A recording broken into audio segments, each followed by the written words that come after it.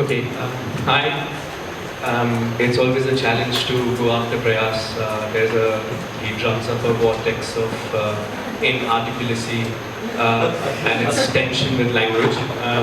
And perhaps the best I could do is to actually talk about failure.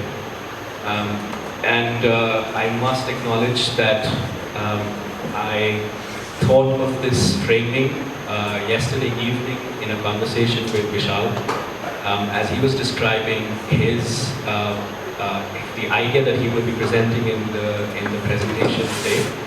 I thought it was interesting that he would be talking about works that are not realized as the very depth of work itself, in a sense. So I thought I'll focus on how I think about failure and trace it through different works, especially on Zuleikha's prompt in a work of a theatre director in India, and then coming on to the previous work that we created. So it's interesting in today's time to talk about failure, because if you read any economic journal or if you are in any corporate presentation, I was in one a few days ago, and they kept repeating the idea of failure through words like precarity, volatility, unpredictability of the world outside, and the workers, the employees had to prepare themselves to be relevant and to be successful, and to be that they had to understand failure and to learn from it. And I thought that was interesting, because the productivity of failure somehow seems to reside in the lessons that we can learn from it. Can we think of failure in which or through which we do not understand anything? And can that be, can we talk about that? So I thought we'll start with Samuel Beckett's quote, "Fail again, fail better." And also talk about, following from Prayas, talk about how Beckett spoke about representation being in crisis, in the sense that there is a very interesting piece of his. There are 4 actors, performers or dancers who come to the stage. At the center of the stage is a point, and these dancers or actors keep dancing around the point but never arriving at the point. It's mesmerizing because he choreographed a pattern of performers' movements in a way in which it hypnotizes the viewer completely. And the point that they are never arriving at, the center point, gets revealed much later through a series of repetitive patterns of the body's moving. Which also brings me to Horvath's work, who is also struggling with the representation of a body, and cuts up her body in different ways, reassembles and rearranges them, but somehow is always left dissatisfied. Can performance provide us with a metaphor and a methodology for failure? This brings me to the piece that I wanted to start the presentation with today. This is a piece that was commissioned in 2005 by the Japan Foundation. It invited 5 Asian directors and about 19 or 20 actors from as many countries. And they were asked to think about the memoirs of Babur. It was the first project of its kind, which invited the collaboration of 5 different directors. These directors were from Pakistan, India, Nepal, Sri Lanka, and Uzbekistan. And they were asked to come up with a methodology of collaborating, of working together with this text called Baburnama, and asked to think about this common history that they shared as Babur invaded these different lands and wrote about them. I thought it was an interesting, I watched the piece and I also have been in discussion with the Indian director who was part of this ensemble. And he refers to this project as a failed project. So I'm going to read a little bit about the details about the project and then go on to how a theatre critic wrote about how the project failed.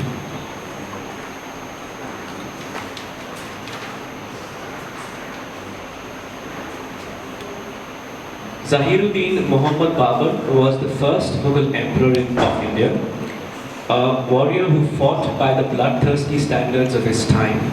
Babur was also the author of a memoir of his conquests, the Baburnama. Considered the first autobiography in Islamic literature, the 16th century memoir is now re-envisioned by avant-garde theatre directors of 5 Asian countries.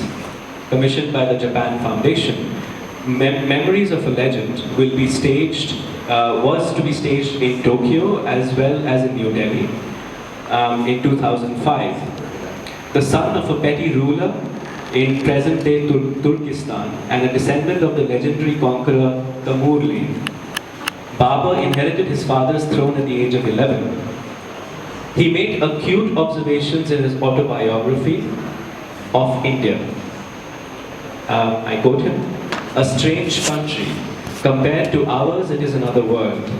Its mountains, rivers, forests and wildernesses, its villages and provinces, animals and plants, peoples and languages, even its winds and rains are altogether different."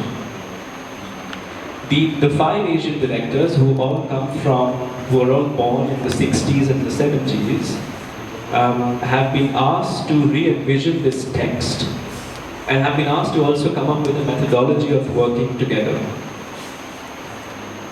Incidentally, as the project begins, the conflict between the 5 Asian directors mounts in such a severe and intense way that one director quits midway. The other director is about to quit when the funding agency intervenes, stops the rehearsal process, and for days sits together with the actors and with the production team to re-establish dialogue between them. More actors quit. In the end, the funding body decides to nevertheless go ahead with the show. The play, the collaborating people come up with a method in which each of the directors decides to direct a separate scene, not in conversation with the other directors, and then stitch all the scenes together to perform the play. Of course, the director who quit was not part of the 2 shows, and the project itself did not see more shows after these 2 inaugural shows. The show was not recorded, so there is no video recording of it. There are a few photographs. This is the one sent to me by Abhinav. A few days later, a review appeared in a news daily in Delhi.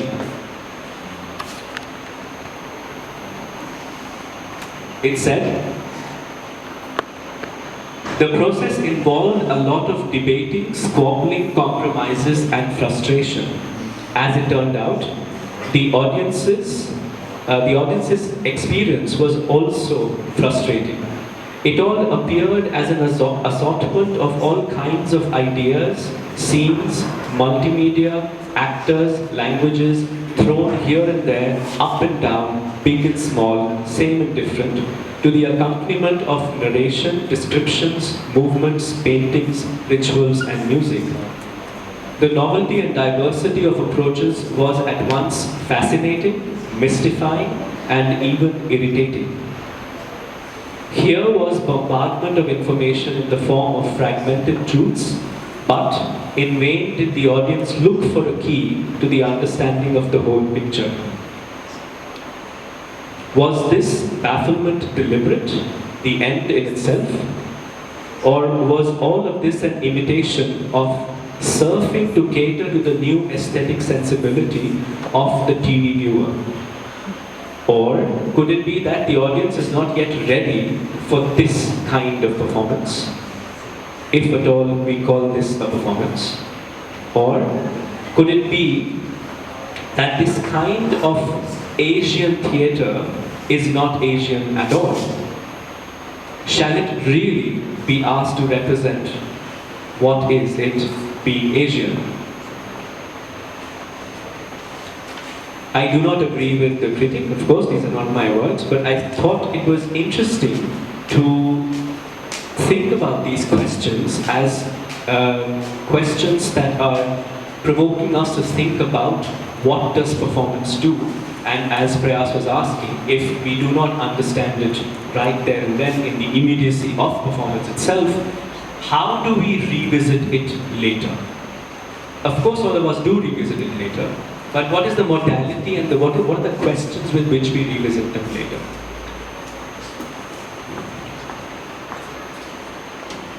From one failed performance to the next, I'm going to talk about different kinds of failure and then see if we can reassemble these ideas in a Q&A later. In 2013, I was part of a group of artists. We were working in Berlin for a small performance workshop, and we came up with the idea of conducting a fake bank robbery. It was a simple idea. All of us, we came up with a script, a set of instructions for, we were 13 of us. We went to Deutsche Bank. We entered the main foyer, just where you see the counters with cashiers and there's a help desk and everything. We spotted the CCTV cameras inside. We started to make a diagram of the space, plotting where these CCTV cameras were, what is their range of vision, what are the kind of counters, kiosks, and the arrangement of these bank employees in the space of the foyer.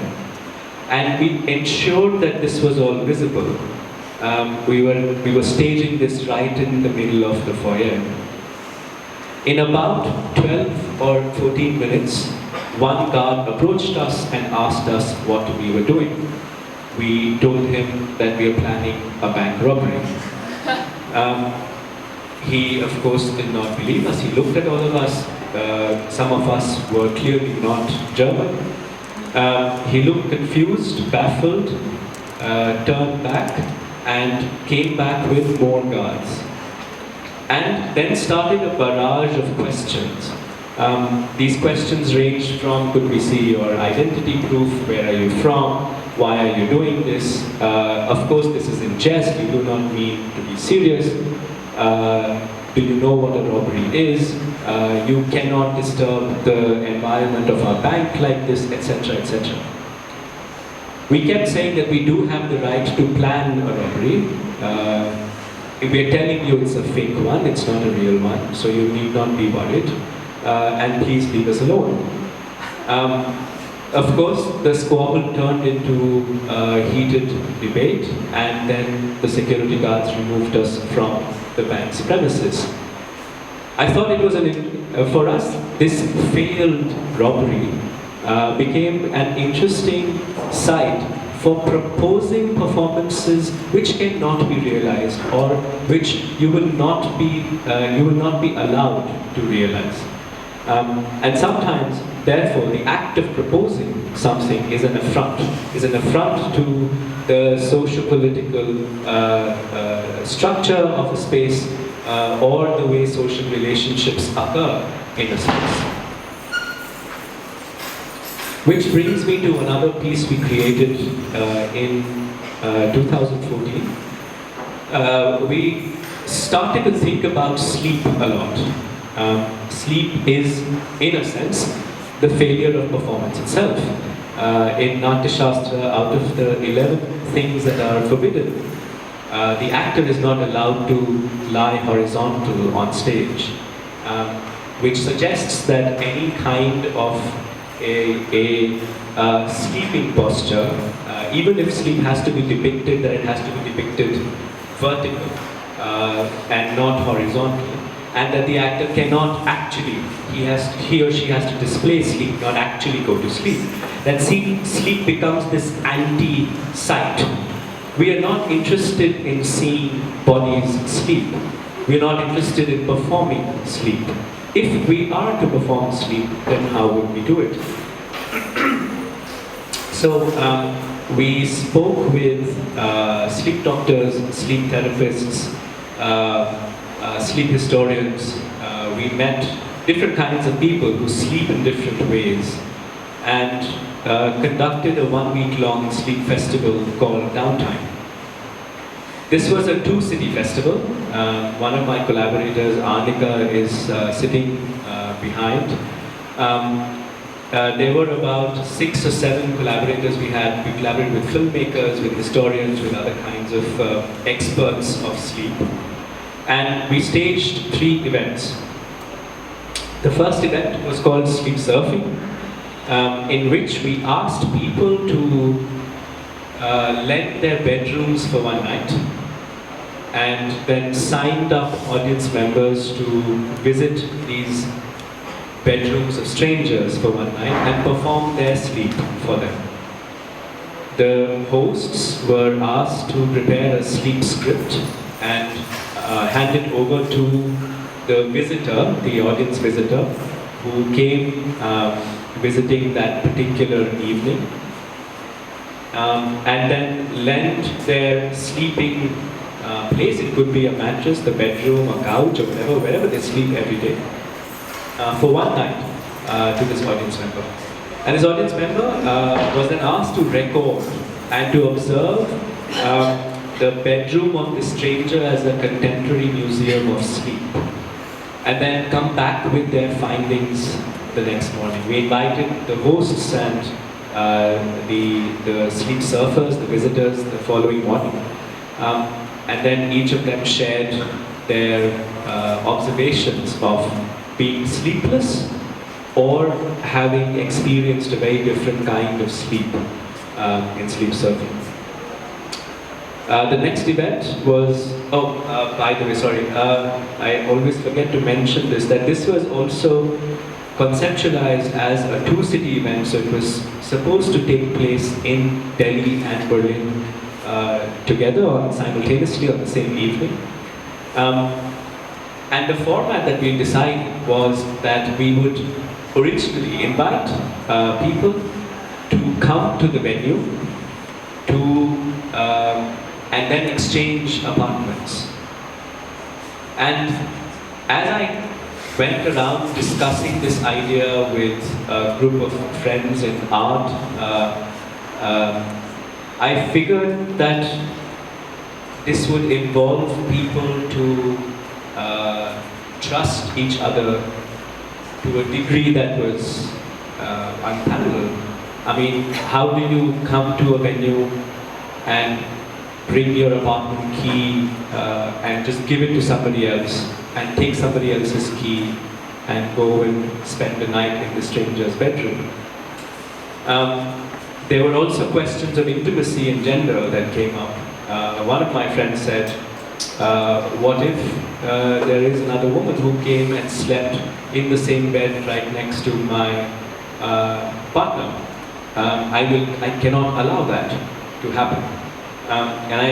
And the idea of sleeping in someone else's bed also then started to throw up very interesting ideas of vulnerability, intimacy, what we will allow to be staged and what we will not. Prayas was asking, what is your graph? What is your graph? What will we allow for exposure and for sharing, and what we will not allow? So in Delhi, we decided to allow the hosts to stay at home and take care of the visitor. In Berlin, we went ahead with the format of exchanging, swapping apartment keys.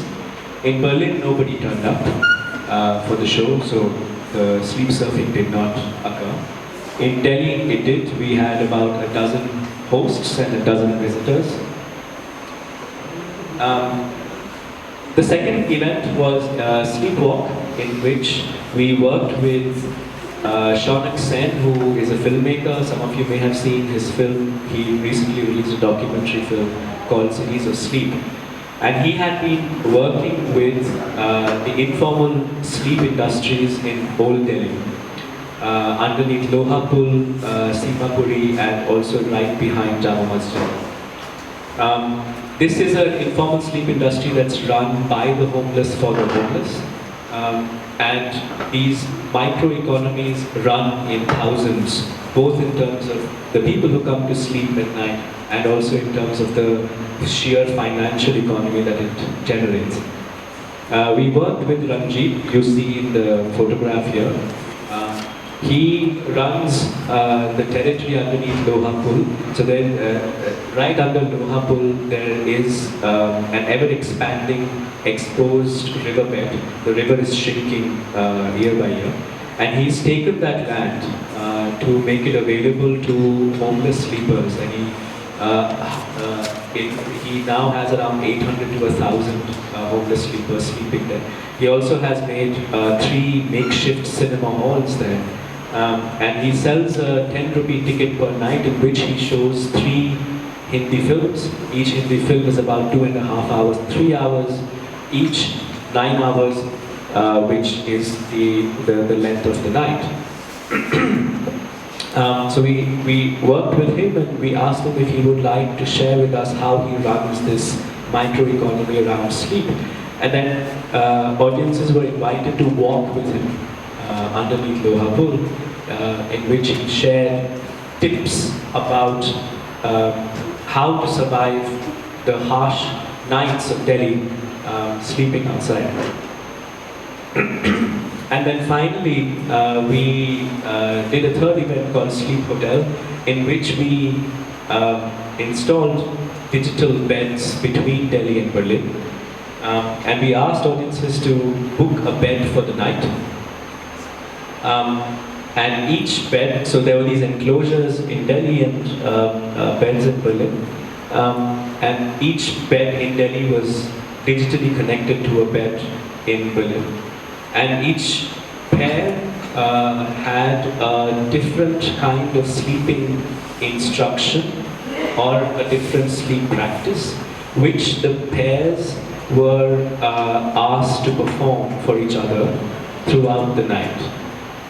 So the audience stayed for the entire night for 8 to 9 hours, and then hopped from one bed to another as they performed sleep for themselves and for their partner in the other city.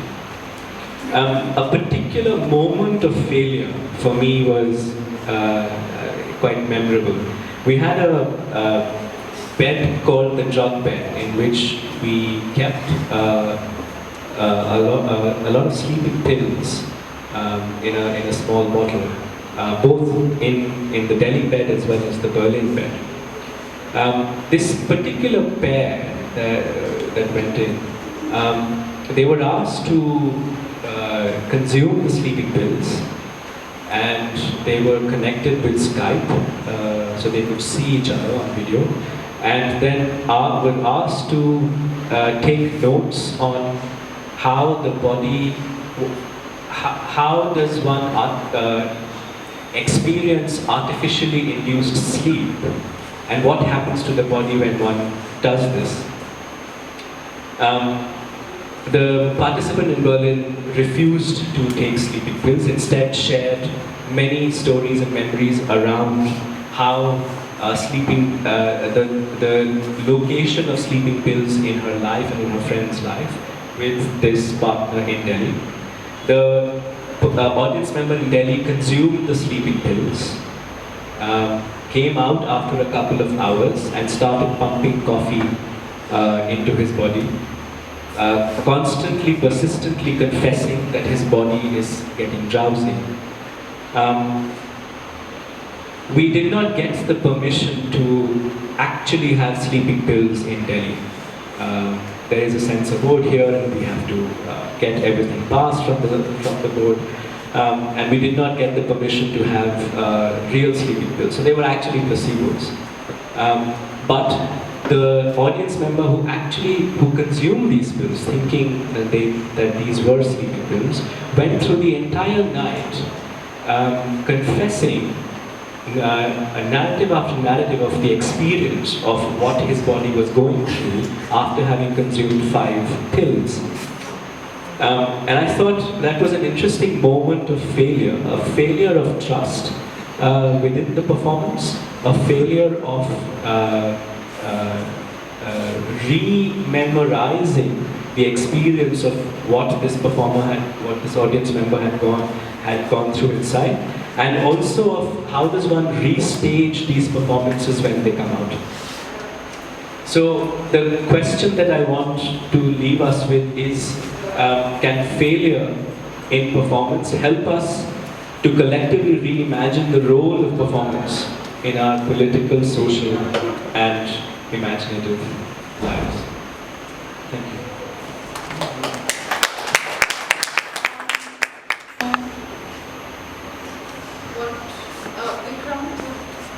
Would you like to respond? I can fail at responding. Okay. I can try and fail at responding. No, I just got some notes here which maybe will have. You just give you a mic. I can steal them. So, hello. The mic is failed. It's not on. Then I have to. Hello.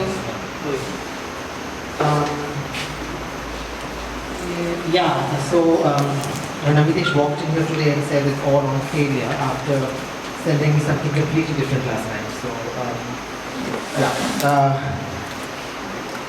but yeah, I just have some notes on some of the things he said, and I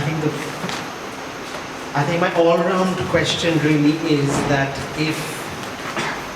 even if you look at this presentation on failure and looking at failure as a practice, can we really be, I think string the sentence together, can we really say that something has failed if it has succeeded in something else? And that's sort of what I'm working through when he was talking about the productivity of failure, basically. And then he talked about methodology of failure in relation to Bhavanama. And that took me back actually to yesterday afternoon's session with the pedagogy from classical dance kind of thing. And it, again, coming from a very classical dance training, the fact that one can think of a methodology for failure is quite opposed to what a classical dance training is preparing you for, because you are training very much through a methodology that is going to ensure success, even if it's only technical success. So it's just something that occurred to me. I don't know if it has any relevance at all in whatever conversation we have after this. And then the review of Bhavanama, which calls it a failure of sorts. Did the review actually use the word failure? Or it failed at no? Because actually, whatever little extract that I heard of the review actually made me want to see what this damn thing is. So then, Is it a failure? Is it making a myth out of it? What is it? And especially since there were no more shows, that sort of puts it in a very strange space where you can't really access it even on video. And you have all these voices of confusion or is it this, is it that? And you know, to say things like, is the audience ready for it or is it not? Sort of creates this myth around it, which I'm not sure I associate with failure. Proposing performances that cannot or will not be allowed to be realized, I thought was an important point. And just in terms of performance of sleep, I don't have any, because we're in this festival and because we saw Neel perform 2 days ago, I just suddenly was taken back to that idea of performing sleep in a very certain way, but also I was taken back to, I know that it's there in the Natya Shastra that you're not supposed to be horizontal. And yet I remember Habib Sahib telling me very clearly of an instruction in Mritya which asks for the actor to enter supine. So there again is a contradiction which I'm not sure quite what to do with. And also the last, your sleeping pill failure story, which is also in the notes you sent me yesterday. I think that's where this dilemma that I'm having about what to be categorized as failure, what to be categorized as, even if not success, as not failure. Because for me that is actually a moment of huge discovery of what performance experience can be, even when it's not a performance. Because this person obviously ended up performing something which was not true. So there are several layers there which I would define as quite successful in opening up something which was completely unexpected. So yeah, that's about it really. Just some ideas and responses to what Amitesh is saying. Yep. Who's next? Are there any more responses? I mean, I just had a quick thought, which is really a note to myself, is that this idea of looking at failure as a way to dismantle what we see as I'm thinking in terms of performance in particular. Whatever occurs to us as failure, what we as makers recognize as failure in a performance, is perhaps one way to look at dismantling the kind of structure that we think is performance. Yeah, and perhaps that's one way to start breaking down those boundaries and pushing a little bit further and asking questions of performance itself by identifying what those points of failure are. Was just a question that occurred to me. I mean, I have to say that with regard to the word failure brought me to actually what Prayas was talking about, and I mean what we did discuss in the context of communication. I was thinking a lot about that. I was also thinking about the question of something that I think of a lot, is the question of form. And in also thinking, so I mean, what form provides is a way somehow, is a structure within which one also communicates, via which one communicates. And I was just thinking a little bit about, because I mean, I think the question that I've gathered through conversations with my colleagues in theatre, but also those in the visual arts, that there's a question relating to form that is quite a preoccupation in the sense of almost how does one engage with it, whatever the form is. And one comes often from a form. one is thinking through that form in order and thinking about how to communicate, and it can be via that form or in what turns out to be in opposition of that form, or that stretches the form a little bit. And so I was just thinking also about this, but very much I was actually thinking about what something that I don't know if I'm making it necessarily the most best.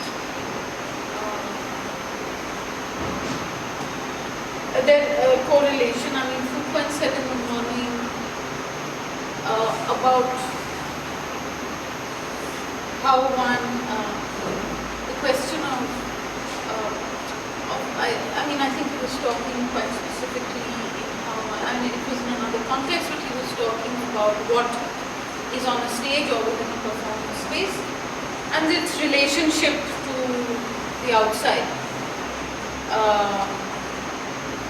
And we've had a day, also the afternoon certainly, of talking very much through and via and from the relationship between the viewer and the maker, or the viewer or the work, and that there's a particular framing there. And I was just thinking, I'm sorry, I'm not being very Can I come in there? Yes. Because you and I have had several conversations about form, about the question of form itself. For me, form is failure. That we've spent 100 years struggling against and breaking form. My conversation with Mandeep, I go back 5 or 6 years ago, 7 years ago, when they were working on founding Gati and founding their practice, that I've sensed in the first residency that Gati did, that there was an angst against form, against the training, that there was a sense to, that there was an urge to break it down, to be able to look at fissures and gaps and where, and to locate selfhoods within the grammar that had been learned. My experience of being trained in theatre is very similar, and I went through the first 5 years of my professional practice raging against the form. Now the form doesn't interest me at all. The question around form doesn't interest me, because the moment, and we work in a studio together now, that the moment we start to think of, that we think more about the form of thinking than thinking about the form. And how does one then look at stagings and performances which do not get formed or framed in a certain moment. This is actually the seed, the birth of the upcoming project that we're doing, which we call occupational realism, in which we are parachuting ourselves into a software company and being there for 2 months with colleagues, with other workers, being present in ways in which the form of it or the framing of it is not apparent at all. Sometimes neither to us nor to them. And therefore, so we are beginning to be very interested in residue and revisitations. How does one revisit these moments of occurrence of different kinds of gatherings? We're really interested now in looking at why do we gather, what are the ways in which we gather, and what are the different performativities that we keep staging, even when we think we're not staging. Yeah, but I think the question of form, what you're referring to in the sense is that you're against form. That's also working on an assumption that of a form within which one works. Do you know what I mean? I think the question of form has to now be somewhat rethought a little bit to see where it exists and if it exists. And so it's, I was thinking the other day, like when one says theatre, or you even say dance, actually, in some ways, it's difficult to, one is framing it in a way that actually doesn't, in the way that one imagines it, that actually doesn't exist anymore, or if it has been reframed, actually nobody knows what that reframing has been. And then Bob Dylan gets a Nobel Prize for Peace. It's an interesting thing that Literature. For literature. And what's interesting about this is that we seem to have blurred the borders so much that we are now left questioning whether or how do we recategorize, or is there an attempt to are we even left with the intention to think about these disciplines, forms, grammars, categories? Yeah, I think that intention got sort of blurred. That question has been around in the mix and has been answered or not answered and thought through for some time now. What's interesting, and which is why it was nice somehow that in some way everybody's conversation this afternoon has really been about the act of viewing. And there was something that I think one needs to follow up with Ismail, what he was talking about, because when I was looking at, just sort of the question of staging, there's a question of staging there, and there's a question of the relationship one builds or unbuild, or is trying to unbuild, or I don't know, do something with the viewer. Whoever that viewer is, 1 or 10 or whatever, and there's something interesting there. Yeah. Sorry, I just want to take away from the viewer bit for a second and just want to respond to what I saw. I saw this as a dialogue largely. Am I allowed to?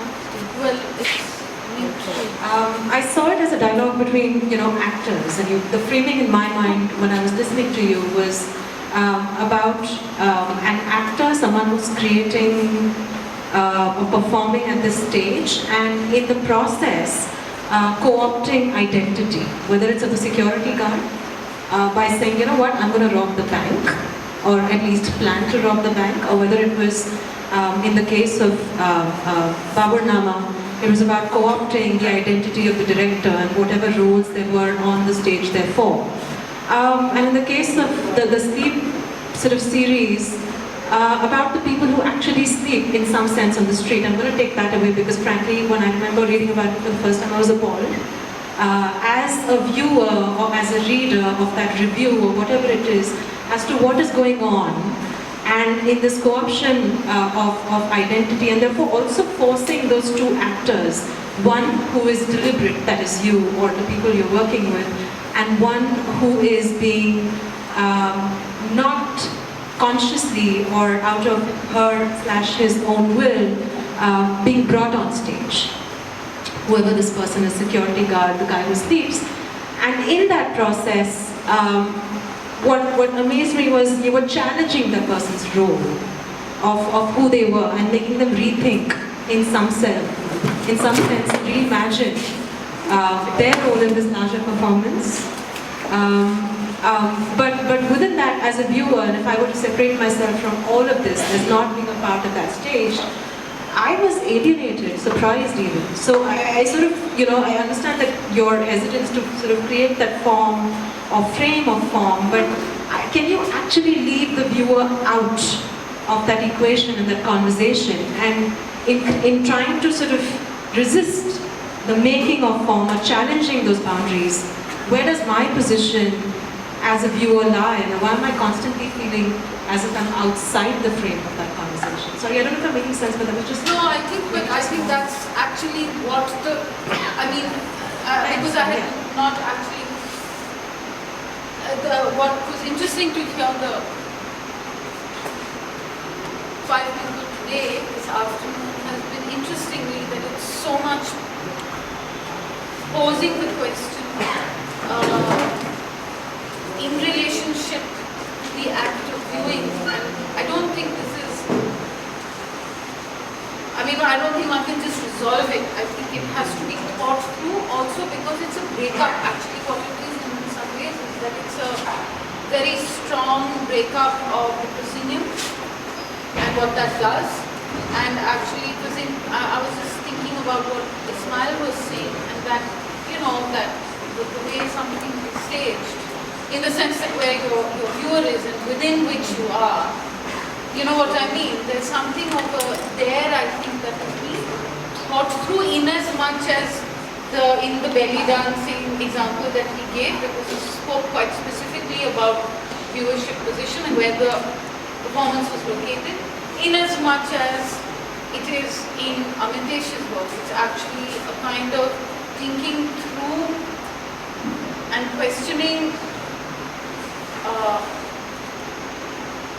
how to see and what to see, and then how does one kind of pull that in, but one is always, I think, referring, when one says form or when one says theatre or when one says dance, there's a kind of a reference that one has in one's head, whether one likes it or one is working in the context of a particular reference, and in fact that's something that's almost slipped away. So I was thinking actually to just say that what I meant was, when Foucault was talking about, there's the stage and the inside. What does this have to do with the outside? I think there's something interesting there that's already being shifted. How much one shifts it, and in the way, and I don't mean literally that there should be no theatres or blah blah, and that one shouldn't have a seated audience. I don't mean that. It's again about, I think, how one thinks about strategies because I think a lot of work is simply now about viewing. The shift for me, or at least that I feel, is not so much about the work itself. Yes, of course it is, because you need to be watching something, but the shift is really about the act of viewing, and in some way to relate it to, I think, something that you said and that Prayas was saying about something about communication here. It is about clarity of communication and what one wants to communicate, and one often gets, I think, as a default, one thinks that it is that which is in front of you is meant to be looked at. I think more and more often it's the act of viewing that is being focused on rather than the thing itself. Okay, well, I would like to thank you all for being here. Oh, yes, sorry. For a vote of thanks, which I insist that everybody says for exactly 1 second. But I must do it. Yeah, Amitesh, it was really fantastic presentation. But one thing that I wanted to ask you, that when you tackled the failure and the fake bank robbery, I think that doesn't fall, to me, as a failure. It was a kind of successfully failed in the project of failure. How you say? Because of it was a success. Yeah, it is a success. So. I did fear that the moment I put failure on the screen, we are automatically going to think about successes. And to find, and I think it's kind of natural to start to find productivity of failure itself. I actually wouldn't know if I wouldn't know what to do if the guards came in and said, fake back, okay, go ahead, do it, right? And then therefore, that we were able to then carry out the fake background, right? So coming with fake guns and do all of that. That I think that failure as in itself is could be an intention and a strategy. That the act of becoming itself can be put there in front of all of us. And I often get, even in the sleep performance, we had many people who were, many audience members who were coming in to sleep in different ways. They came out and they asked me, so do you think I slept well? found that interesting because instead of the viewer being in a position to analyze, critique, get alienated or immersed, etc., the viewer now was seeking concept and a comment from the person who had invited them for doing. Right? So in this work, there are actually no viewers. There are only doers. We watch each other, then we do again. And then we start to drum up narratives and stories around this occurrence. And that's exactly what happened in the sleep performance, that everybody was going in, performing the sleep practice in private, then coming out, talking about it, asking others who performed better, and then going, booking that bed and performing that sleep practice, and then coming out again. And so therefore there was this kind of a whirling of different kinds of narratives that came out through the 8 hours. So again, I don't like to think about form as much as I don't like to think about viewers and actors as separate entities.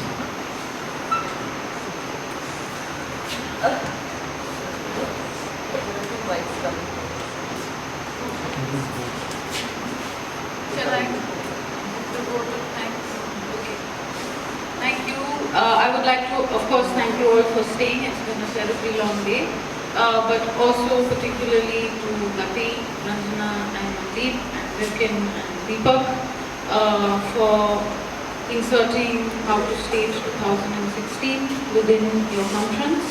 And of course, I would very much like to thank all the speakers, Amitesh, Vishal, Ismail, Prayas, and Neel has left, for for staging a conversation which is what I appreciate that you did that, and that I can't say it to you because you've clearly told us that you made this last night. So, but thank you again for coming and participating, and also thank you Vikram as well. Alright, thanks again.